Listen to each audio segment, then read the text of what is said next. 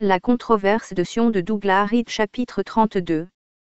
Encore la Révolution mondiale.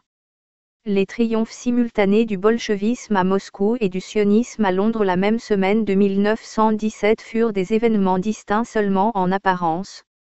On a montré l'identité de leur source originelle dans un chapitre précédent, et les hommes cachés qui promouvaient le sionisme via les gouvernements occidentaux soutenaient aussi la Révolution mondiale. Les deux forces accomplissaient les principes corrélatifs de la loi antique, terrasse et détruit, règne sur toutes les nations, l'une détruisait à l'est et l'autre gouvernait secrètement à l'ouest. 1917 apporta la preuve du dicton de Disraeli sur la Révolution dans sa phase de 1848, quand il dit que les Juifs dirigeaient, chacune, des sociétés secrètes et aspiraient à détruire le christianisme. Le groupe dirigeant qui apparut en 1917 était si principalement juif qu'il peut être qualifié de juif. La nature de la force instigatrice devint alors une question de fait historique, et non de nouveaux débats polémiques. Elle fut davantage identifiée par ses actes, le caractère de ses toutes premières promulgations, une parodie symbolique du christianisme, et une marque spéciale de paternité délibérément donnée au meurtre du monarque. Tous ces points portaient les traits d'une vengeance talmudique. Au cours des 40 années qui ont passé, de grands efforts ont été faits pour supprimer la connaissance publique de ce fait, qui a été définitivement établi, par des reproches non séquentiels envers quiconque revendique le droit de débattre de l'histoire. Par exemple, en Amérique, dans les années 1950, un auteur juif compétent et respecté à sa juste valeur, M. Georges Sokolski, en critique d'un livre précédemment cité, écrivait « Il est impossible de le lire sans atteindre à la conclusion que le professeur Beatty cherche à prouver que le communisme est un mouvement juif. » Concernant la direction, il le fut pendant une longue période avant 1917, quant à plus tard, et à la situation actuelle, les chapitres suivants examineront les preuves. Ce ne fut pas une conspiration de tous les juifs, mais la Révolution française, le fascisme et le national-socialisme ne furent pas non plus des conspirations de tous les Français, Italiens ou Allemands. La force d'organisation et la direction furent tirées des régions juives de la Russie sous contrôle talmudique, et en ce sens, le communisme fut manifestement juif de l'Est. Quant au but révélé quand la Révolution frappa en 1917, ceux-ci ont montré qu'elle ne fut pas épisodique ou spontanée, mais la troisième éruption de l'organisation révélée en premier par le biais de Weishaupt. Les deux caractéristiques principales réapparurent, l'attaque contre tout gouvernement légitime de quelque sorte qu'il fût, et contre la religion. Depuis 1917, la Révolution mondiale a dû rejeter l'ancien prétexte de n'être dirigée que contre les rois, ou le pouvoir politique des prêtres. Une autorité de cette période savait cela, et l'affirma. Dans la tradition d'Edmund Burke et John Robison, de George Washington, Alexander Hamilton et Disraeli, M. Winston Churchill écrivit. Il semblerait presque que l'évangile du Christ et l'évangile de l'Antéchrist aient été destinés à être originaires du même peuple, et que cette race mystique et mystérieuse ait été choisie pour les manifestations suprêmes, à la fois du divin et du diabolique. De l'époque de Spartacus Weishaupt à celle de Karl Marx, jusqu'à Trotsky, Russie, Béla Kun, Hongrie, Rosa Luxembourg, Allemagne, et Emma Goldman, États-Unis, cette conspiration mondiale pour le renversement de la civilisation et pour la reconstitution de la société sur la base d'un arrêt de croissance, d'une malveillance envieuse et d'une égalité impossible est développée sans interruption. Elle a joué, ainsi qu'un auteur moderne, Madame Nesta Webster, l'a si habilement montré, un rôle définitivement reconnaissable dans la tragédie de la Révolution française. Elle fut le mobile principal de chaque mouvement subversif au cours du XIXe siècle, et maintenant, enfin, cette bande de personnalités extraordinaires de la pègre des grandes villes d'Europe et d'Amérique a saisi le peuple russe par les cheveux, et est devenu pratiquement le maître incontesté de cet énorme empire. Il n'est aucun besoin d'exagérer le rôle joué dans la création du bolchevisme et dans la provocation de la révolution russe par ces juifs internationaux et pour la plupart athées. Il est certainement très grand, il dépasse probablement toutes les autres. C'est la dernière déclaration sincère, que j'ai pu découvrir, d'un homme public majeur sur cette question. Après elle, l'interdiction du débat public tomba, et un grand silence s'ensuivit, qui continue à ce jour. En 1953, M. Churchill refusa la permission, requise sous la loi anglaise, qu'un photostat de cet article soit fait, Illustrated Sunday Herald, du 8 février 1920, sans en dire la raison. Le fait établi concernant la direction juive était un savoir d'une importance suprême, et sa suppression postérieure, là où le débat public aurait été thérapeutique, produisit d'immenses effets en ce qu'elle affaiblit l'Occident. La formulation de toute politique nationale raisonnable devient impossible quand de tels éléments majeurs de connaissance sont exclus du public, c'est comme si l'on jouait au billard avec des queues tordues et des balles elliptiques.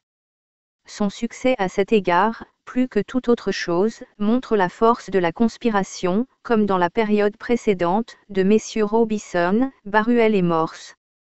À l'époque, les faits étaient disponibles.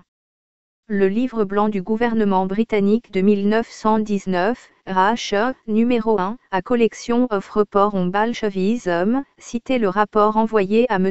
Balfour, à Londres en 1918, par le ministre des Pays-Bas à Saint-Pétersbourg, M. Oudandik. Le bolchevisme est organisé et dirigé par des juifs qui n'ont aucune nationalité et dont l'unique objectif est de détruire pour leur propre fin l'ordre existant des choses. L'ambassadeur des États-Unis, M. David R. Francis, rapporta de la même façon. Les leaders bolcheviques ici, dont la plupart sont juifs et dont 90% sont des exilés de retour, se soucient peu de la Russie ou d'un autre pays, mais sont internationalistes et ils essaient de commencer une révolution sociale mondiale. Le rapport de M. Oudandik fut supprimé des éditions postérieures de la publication officielle britannique, et tous les documents authentiques similaires de cette période sont maintenant difficiles à obtenir. Heureusement pour le chercheur, un témoin préserva le rapport officiel. C'était M. Robert Wilton, le correspondant du Times de Londres, qui vécut la révolution bolchevique. L'édition française de son livre incluait les listes bolcheviques officielles des membres des corps révolutionnaires dirigeants, ils furent omis dans l'édition anglaise. Ces rapports montrent que le comité central du parti bolchevique, qui exerçait le pouvoir suprême, comprenait 3 Russes, dont Lénine, et 9 Juifs. Le corps suivant par ordre d'importance, le comité central de la commission exécutive, ou police secrète, comprenait 42 Juifs et 19 Russes, Lettons, Géorgiens et autres. Le conseil des commissaires du peuple consistait en 17 Juifs et 5 autres. La Tchéka, police secrète, de Moscou était formée de 23 Juifs et 13 autres. Parmi les noms de 556 hauts fonctionnaires de l'État bolchevique officiellement publiés en 1918 à 1919, se trouvaient 458 Juifs et 108 autres. Parmi les comités centraux de petits groupes, des partis censément, socialistes, ou autres partis non communistes, durant cette première période, le semblant d'opposition était autorisé, pour tromper le peuple, habitué sous le tsar aux partis d'opposition, se trouvaient 55 juifs et 6 autres. Tous les noms sont donnés dans les originaux reproduits par M. Wilton. Entre parenthèses, la composition des 2 gouvernements bolcheviques de courte durée à l'extérieur de la Russie en 1918 à 1919, à savoir ceux de Hongrie et de Bavière, était similaire. M. Wilton fit un grand effort ingrat pour dire aux lecteurs du journal ce qui se passait en Russie, brisé, il vécut seulement quelques années de plus et mourut dans la cinquantaine.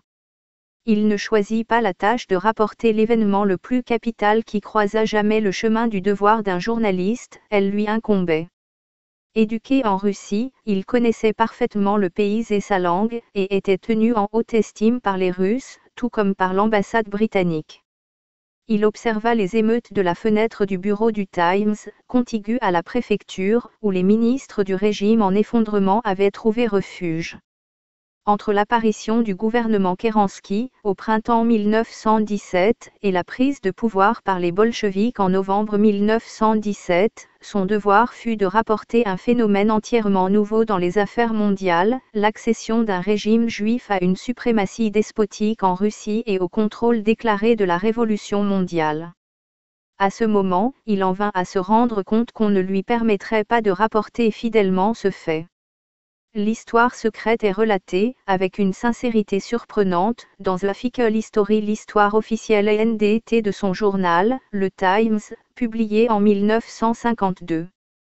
Elle montre le mécanisme caché qui fonctionna, dès 1917, pour empêcher que la vérité sur la Révolution parvienne jusqu'au peuple d'Occident. Ce volume rend hommage à la qualité du rapport de M. Wilton, et à sa position en Russie, avant 1917. Puis, le ton des références le concernant change brusquement.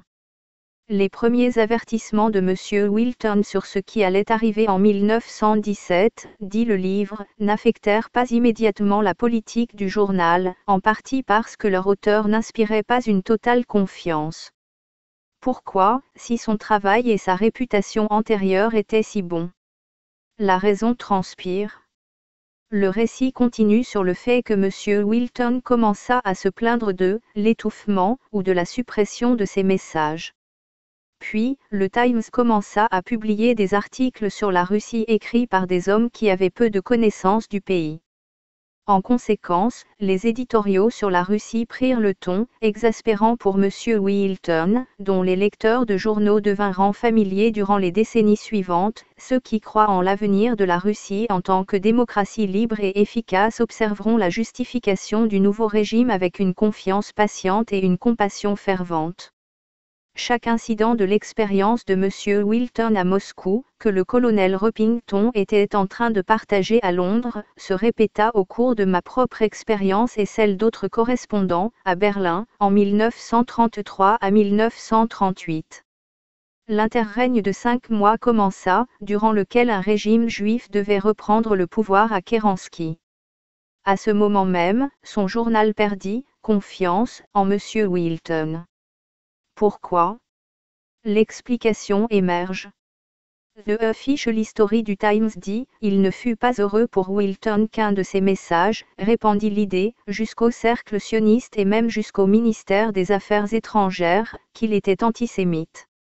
Cercle sioniste, le lecteur observera, pas même, cercle communiste, ici, la relation devient claire. Pourquoi les sionistes, qui voulaient que le gouvernement britannique leur procure une patrie en Palestine, devaient-ils être outragés parce qu'un correspondant britannique à Moscou rapportait qu'un régime juif s'apprêtait à prendre le pouvoir en Russie? M. Wilton rapportait la nature du régime à venir, c'était son travail. De l'avis des sionistes, c'était de l'antisémitisme, et rien que l'allégation était suffisante pour détruire la confiance qu'on plaçait en lui, à son agence centrale. Comment, alors, aurait-il pu rester heureux et conserver la confiance? Manifestement, simplement en rapportant de manière inexacte les événements en Russie. En effet, on attendait de lui qu'il ne mentionne pas les faits déterminants des nouvelles du jour. En lisant ce compte-rendu éclairant, je me demandais par quel itinéraire les cercles sionistes avaient répandu jusqu'au ministère des Affaires étrangères et du ministère des Affaires étrangères à Printing House Square, l'idée que M. Wilton était un antisémite. Le chercheur, comme le prospecteur solitaire, apprend à attendre peu pour beaucoup de labeur, mais dans ce cas, je fus consterné par la grosse pépite de vérité que je trouvais dans The Official History du Times 35 ans après l'événement. Elle disait que, le chef de la propagande au ministère des Affaires étrangères fit envoyer à l'éditeur, par un membre de son personnel, un papier répétant l'allégation, qui fut apparemment d'abord imprimé sur quelques feuilles sionistes. The Official History révélait même l'identité de cet individu assidu. C'était un jeune monsieur Reginald Leeper, qui 3 décennies plus tard, comme Sir Reginald, devint ambassadeur britannique en Argentine. Je regardais alors le WSO pour trouver des informations sur la carrière de M. Leeper, et je constatais que son premier emploi archivé avait commencé, quand il avait 29 ans, en 1917, entré au Bureau international, département des informations, en 1917. Le mémorandum de M. Leeper sur M. Wilton fut envoyé au Times début mai 1917. Donc, s'il entra au ministère des Affaires étrangères le jour de l'an 1917, il n'y était que depuis 4 mois quand il transmit au Times son allégation concernant l'exceptionnellement qualifié M. Wilton, avec ses 17 ans de service dans ce journal, et l'effet fut immédiat. Le Official History dit que les dépêches de M. Wilton par la suite, pendant la période décisive, furent soit égarées, soit ignorées. L'éditeur était le même dont se plaignit le colonel Repington en 19 171 918, et à qui le présent auteur envoya sa démission en 1938, sur le même principe fondamental de journalisme honorable. M. Wilton lutta pendant quelque temps, protestant continuellement contre l'étouffement et la suppression de ses dépêches et ensuite, en guise de dernier service au journalisme qui dit la vérité, mit tout ce qu'il savait dans son livre. Il reconnut et rapporta les actes qui identifiaient la nature particulière du régime, la loi contre l'antisémitisme, les mesures anti-chrétiennes, la canonisation de Judas Iscariote, et les empreintes digitales talmudiques laissées de façon narquoise dans la chambre mortuaire des Romanov. La loi contre l'antisémitisme, qu'on ne peut définir, était en soi une empreinte digitale. Un gouvernement illégal, principalement juif, avertit par cette mesure la population russe, sous peine de mort, de ne pas s'intéresser aux origines de la révolution. Cela signifiait dans les faits que le Talmud était devenu la loi de la Russie, et dans les 4 décennies suivantes, on a fait en sorte que cette loi, dans les faits et à un degré croissant, fasse partie de la structure de l'Occident. Les brefs actes anti-chrétiens de la phase française de la Révolution réapparurent sous une forme plus ouverte. Le dynamitage des églises et l'installation d'un musée anti-Dieu dans la cathédrale Sainte-Basile furent les indications les plus ostentatoires de la nature du régime, dont fit part M. Wilton. Calculé d'après les chiffres de la population, les Juifs représentaient 1 sur 10. Parmi les commissaires qui gouvernent la Russie bolcheviste, ils sont 9 sur 10. Actuellement, la proportion des Juifs est encore plus grande. C'était un rapport clair, et si celui-ci avait concerné les Ukrainiens, par exemple, au lieu des Juifs, personne n'aurait levé d'objection. Le simple acte de rapporter un fait devint le motif d'une dénonciation secrète, parce que ce fait était lié aux Juifs. Le mémorial consacré à Judas Iscariote, rapporté par M. Wilton, fut une autre allusion délibérée à la chrétienté.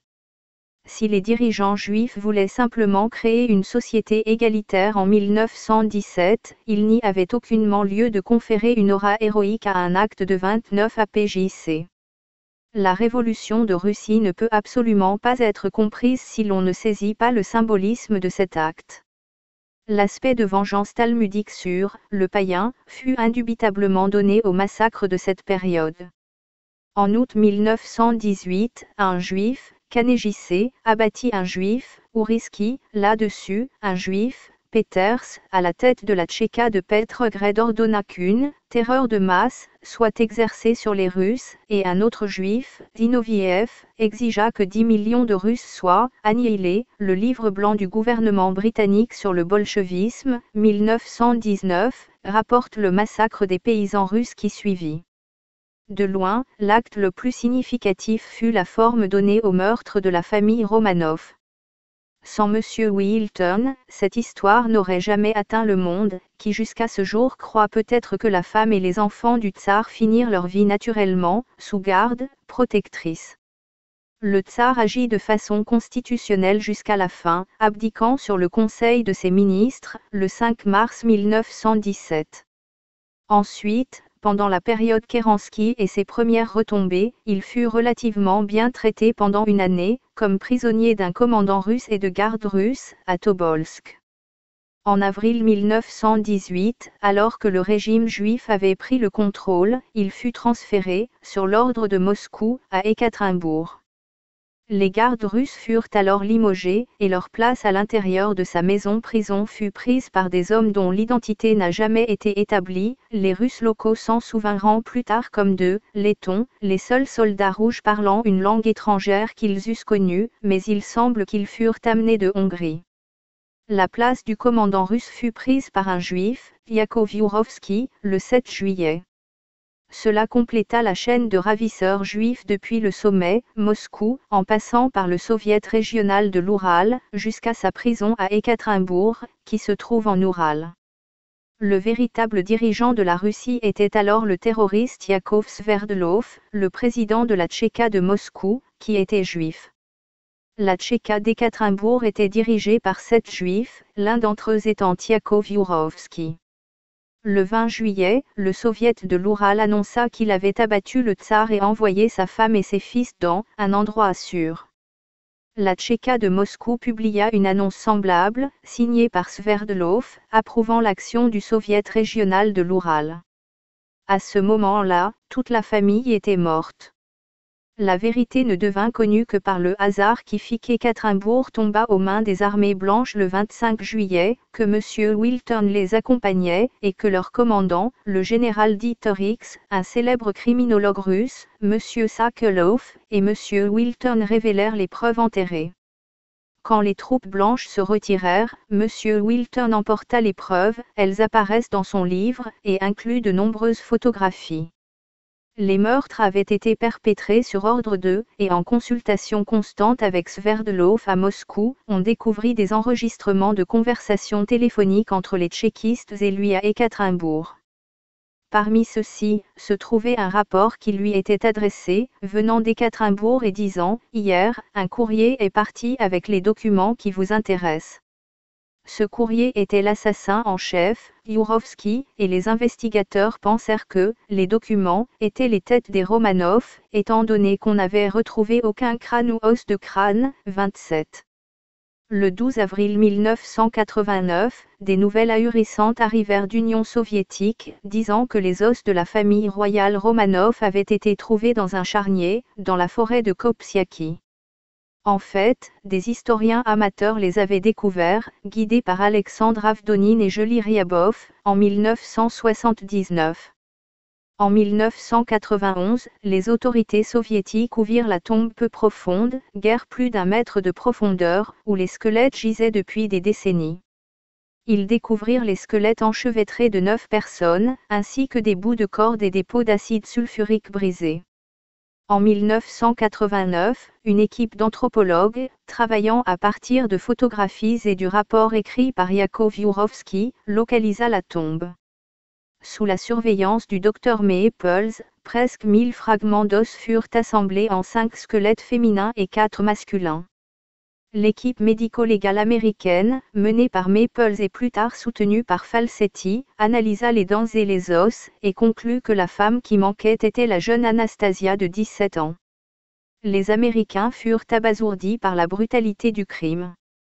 Depuis, la controverse fait rage à propos des résultats des tests ADN et de l'identification positive des restes. Le test ADN suivant réalisé par une équipe anglaise a confirmé que les 9 corps trouvés étaient ceux du tsar et de la plupart de sa famille et de ses domestiques. Les corps manquants étaient ceux d'Alexis et d'une des grandes duchesses, probablement Maria, note de l'éditeur. L'acte fut décrit par les témoins qui n'avaient pas réussi à s'échapper, et au moins l'un d'entre eux était un participant. Le 16 juillet, à minuit, Yurovsky réveilla le tsar et sa famille, les emmena dans une pièce du sous-sol et les abattit. Les véritables meurtriers étaient Yurovsky, ses 7 complices étrangers non identifiés, un certain Nikulin, de la Tchéka locale, et 2 Russes, apparemment des bandits armés professionnels employés par la Tchéka. Les victimes étaient le tsar, sa femme, leur fils souffrant, que son père tenait dans ses bras, comme il ne pouvait pas marcher, leurs 4 filles, leur docteur russe, leur valet de chambre, leur cuisinier et leur bonne. La pièce était encore dans le chaos, à cause des coups de feu et de baïonnettes, quand M. Sokolov et M. Wilton la visitèrent, et on en trouve une photo dans son livre. Les circonstances ayant été déterminées, les enquêteurs faillirent désespérés de retrouver les corps, ou leurs restes. Ils apprirent que Yurovsky, avant de fuir la ville, s'était vanté que « le monde ne saura jamais ce que nous avons fait des corps ». Cependant, la Terre délivra son secret en détail. Les corps avaient été emportés par 5 camions dans une carrière de fer désaffectée dans les bois, puis découpés et brûlés, 150 gallons d'essence étant utilisés. Un certain Voikov, de la Tchéka de l'Oural, un compagnon de voyage de Lénine dans le train en provenance d'Allemagne, en tant que commissaire des approvisionnements, avait fourni 180 kg d'acide sulfurique pour dissoudre les os. Les cendres et les fragments avaient été jetés dans le puits, la glace au fond d'abord été brisée afin que la masse coule, puis un dallage avait été descendu et fixé sur l'endroit. Quand ce dernier fut enlevé, la recherche toucha à sa fin. Au sommet, reposait le cadavre d'un épagnol appartenant à l'une des princesses, dessous, se trouvaient des fragments d'os et de peau, un doigt, et de nombreux effets personnels identifiables qui avaient échappé à la destruction. Une trouvaille curieuse fut une petite collection de clous, de pièces de monnaie, de morceaux de papier d'aluminium et d'autres choses de ce genre. On aurait dit le contenu des poches d'un écolier, et ça l'était. Le précepteur anglais du petit garçon, Monsieur Sidney Gibbs, l'identifia.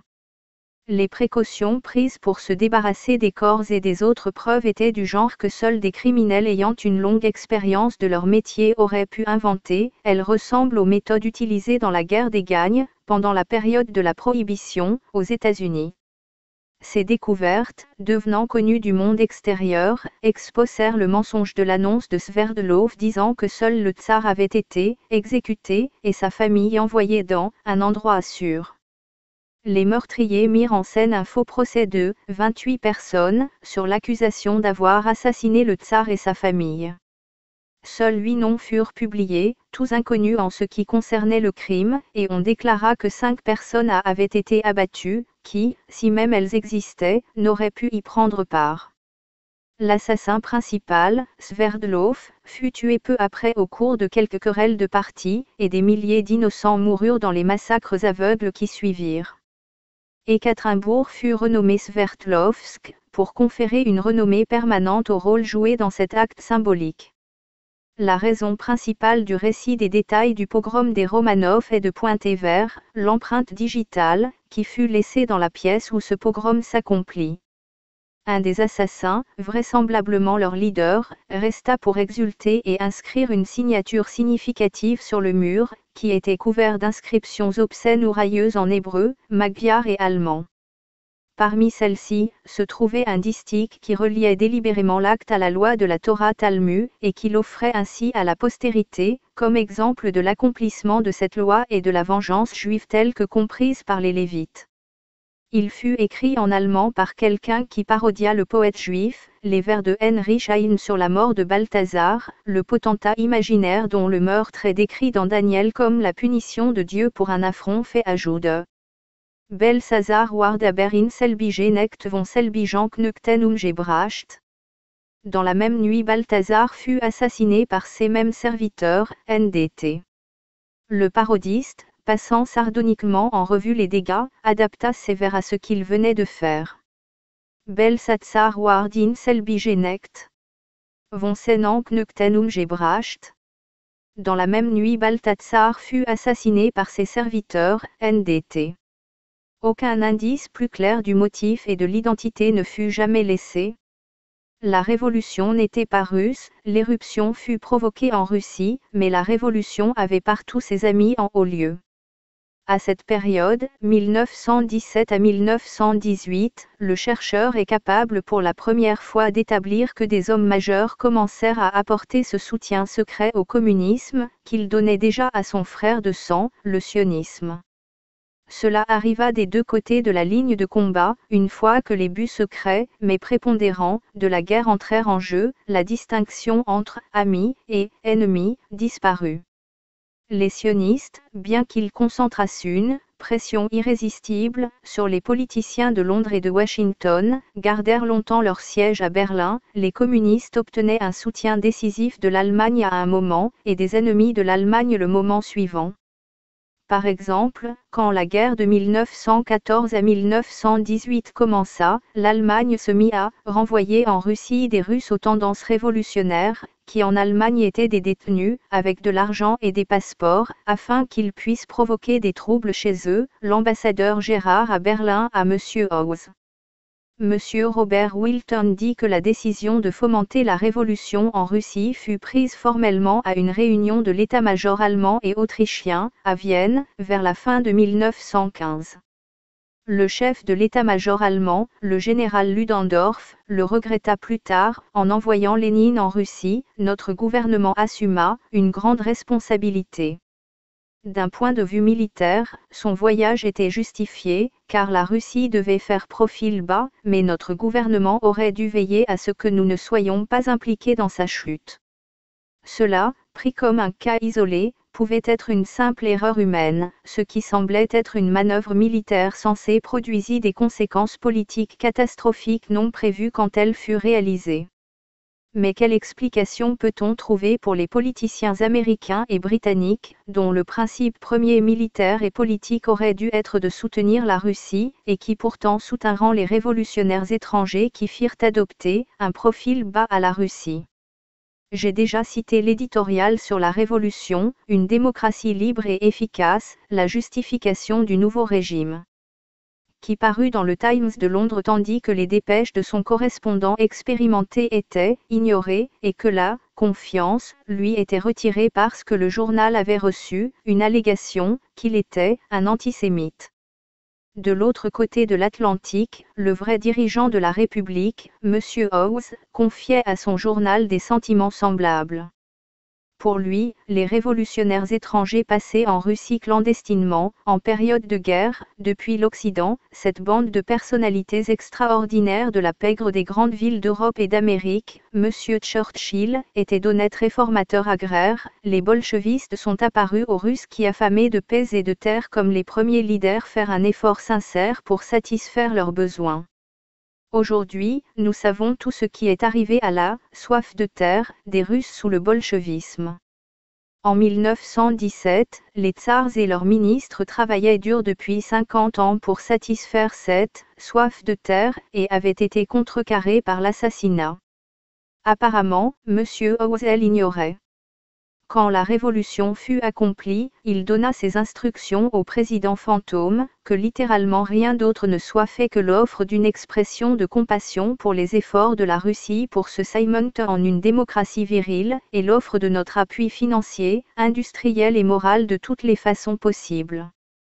28 Le fait que le président Eisenhower, en 1955, de sa chambre d'hôpital à Denver, envoya un message personnel de félicitations au premier ministre soviétique Bulganin, à l'anniversaire de la révolution bolchevique, le 7 novembre, pourrait être révélateur des influences qui continuèrent à prévaloir dans l'entourage des présidents américains pendant les 2 générations qui suivirent la révolution russe. La révolution démocratique et parlementaire, légitimée par l'abdication des tsars, eut lieu en mars 1917, le 7 novembre fut le jour où les bolcheviks renversèrent le régime légitime. Avant 1955, les présidents américains alertaient habituellement leur peuple contre la menace de l'agression soviétique ou communiste, c'est-à-dire bolchevique. On peut noter la ressemblance entre la première partie de cette phrase et l'éditorial du Times de Londres. Des groupes puissants agissant en coulisses dans les 2 capitales étaient apparemment d'accord pour présenter au public cette fausse image d'une démocratie virile et efficace, en cours d'élaboration. La deuxième partie annulait la politique initialement recommandée de, littéralement, ne rien faire, de plus que de prononcer des mots compatissants, par l'ordre de littéralement tout faire, car que peut-on faire de plus que de donner un appui financier, industriel et moral de toutes les façons possibles. Ce fut la politique nationale américaine à partir du moment où M. Howes instruisit ainsi le président, et elle décrit exactement la politique poursuivie par le président Roosevelt pendant la Seconde Guerre mondiale, comme on le montrera.Ainsi, l'Occident, ou des hommes puissants en Occident, commença-t-il à se ranger du côté de la révolution mondiale contre les Russes, c'est-à-dire, contre tous les hommes qui abhorraient la révolution. Tous les hommes puissants, ou les hommes qui deviendraient puissants par la suite, ne se prêteront pas à cette entreprise cachée. À cette période, M. Winston Churchill affirma de nouveau la nature de la révolution. Certainement, je conteste le titre des bolchevistes à représenter la Russie. Ils méprisent une notion aussi commune que la nationalité. Leur idéal est une révolution prolétaire mondiale. Les bolcheviks ont volé d'un coup à la Russie deux choses des plus précieuses, la paix et la victoire qui était à sa portée, et la paix qui était son désir le plus cher. Les Allemands ont envoyé Lénine en Russie avec l'intention délibérée du verrer à la chute de la Russie. À peine Lénine est-il arrivé là qu'il a commencé à faire signe d'un doigt ici, et signe d'un doigt là, pour protéger des personnes dans des retraites protégées à New York, à Glasgow, à Berne et dans d'autres pays. Le lecteur percevra d'où venaient les révolutionnaires russes, qu'on fit venir en Russie, et il a réuni les esprits principaux d'une secte formidable, la secte la plus formidable au monde. Avec ses esprits l'entourant, il s'est mis en devoir, avec une compétence démoniaque, de mettre en pièces chaque institution dont l'État russe et la nation dépendaient. On a fait adopter à la Russie un profil bas. La Russie devait adopter un profil bas. Ses souffrances sont plus épouvantables que ne le disent les rapports modernes, et on l'a privé de sa place parmi les grandes nations du monde. Chambre des communes, le 5 novembre 1919. La description de M. Churchill reste valable, particulièrement l'expression « la secte la plus formidable au monde », qui ressemble à l'expression utilisée par Bakounine dans son attaque contre l'usurpation juive de la Révolution 50 ans plus tôt. Le passage de l'article de M. Churchill cité plus haut dans ce chapitre montre qu'il était tout aussi conscient de l'identité de cette secte. Ainsi, les jeunes co-conspirateurs du docteur Chaim Weizmann de la région talmudique de Russie, triomphaient-ils en Russie au même moment où lui-même triomphait à Londres et Washington. La seule différence entre lui et eux, depuis le début, était celle entre le sionisme révolutionnaire et le communisme révolutionnaire, comme il le montre. Au cours de sa période d'étudiant à Berlin, Fribourg et Genève, il avait mené plus d'un débat animé sur ce point de différence, qui, pour ceux qui rejettent la révolution en tant que telle, est une distinction qui n'a pas de sens. La secrétaire de M. Balfour, Madame Dagdale, dépeint le débat entre les frères de sang de la Révolution au cours des années où leur triomphe simultané était en préparation. Lénine et Trotsky prirent le pouvoir la même semaine de novembre 1917 où le nationalisme juif gagna sa reconnaissance. Des années auparavant, à Genève, Trotsky et Weizmann avaient exposé, nuit après nuit, dans les cafés rivaux de la résidence universitaire, leurs croyances politiques opposées. Tous deux nés en Russie, ils avaient influencé les foules des étudiants juifs d'un côté à l'autre de la rue, Léon Trotsky, apôtre de la Révolution rouge, Chaim Weizmann, apôtre d'une tradition intacte depuis 2000 ans. Et là, par une coïncidence des plus étranges, la même semaine, chacun d'eux réalisa l'accomplissement de son rêve. En vérité, les tenailles entre lesquelles l'Occident devait être pris avaient été forgées, et chaque poignée était tenue par un des deux groupes de révolutionnaires, nés en Russie, mais pas russes. Pour le docteur Weizmann et ses associés à Londres et Washington, l'événement à Moscou était un embarras passager, d'un certain côté. Ils avaient basé leur réclamation de la Palestine sur la légende Tchou, un lieu de refuge, devait être trouvé pour les Juifs, persécutés en Russie, manifestement hors de propos, mais assez bons pour la foule, et maintenant, il n'y avait pas de persécution en Russie. Au contraire, à Moscou, un régime juif gouvernait, et l'antisémitisme était un crime capital. Où, alors, étaient les Juifs qui avaient besoin d'un lieu de refuge? C'est apparemment la raison pour laquelle on devait empêcher M. Robert Wilton de rapporter la nature du nouveau régime à Moscou. Le rabbin Elmer Berger dit, le gouvernement soviétique favorisa même les Juifs en tant que Juifs. D'un seul coup, la révolution émancipa ces mêmes Juifs pour qui, auparavant, aucune solution autre que le sionisme ne pouvait être efficace, selon des porte-paroles sionistes. Les Juifs soviétiques n'avaient plus besoin de la Palestine ou d'un autre refuge. Le levier de la souffrance de la communauté juive russe, que Herzl utilisa souvent pour tenter d'obtenir de quelque pouvoir une charte pour la Palestine, n'existait plus. Cela ne dissuada pas le docteur Weizmann. Il informa immédiatement les Juifs qu'ils ne devaient s'attendre à aucun répit. Certains de nos amis sont très rapides à tirer des conclusions quant à ce qui arrivera au mouvement sioniste après la révolution russe.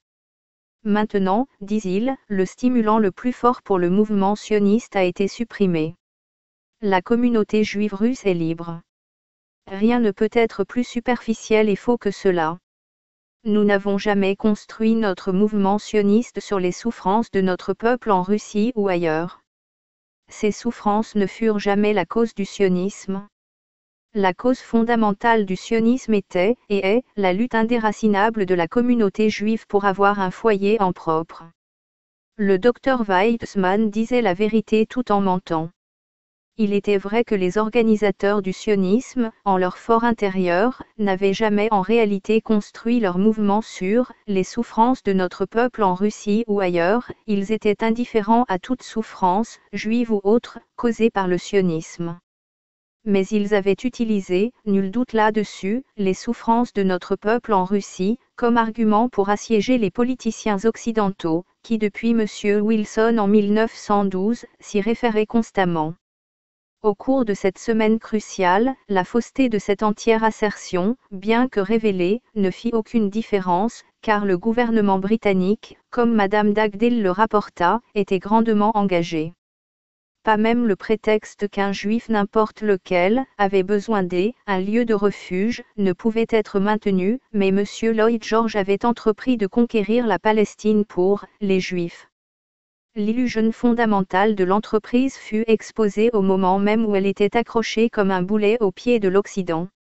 Même si ce défaut irréparable dans sa fondation finira par causer son effondrement, comme celui du messianisme de Sabbatai Tzvi en 1666, la tragicomédie, à partir de ce moment, devait se dérouler jusqu'à sa fin désastreuse.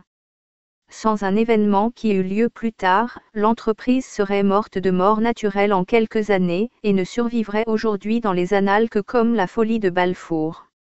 Cet événement fut l'arrivée d'Hitler, qui pendant quelque temps combla le vide laissé par l'effondrement de la légende de la persécution en Russie, et suscita chez certains juifs un désir de se rendre en Palestine. Pour les sionistes, si Hitler n'avait pas surgi, il aurait fallu le créer, il réalisa un plan d'effondrement, qui pendant un temps sembla presque réaliste. L'épisode hitlérien appartient à un chapitre ultérieur de ce récit,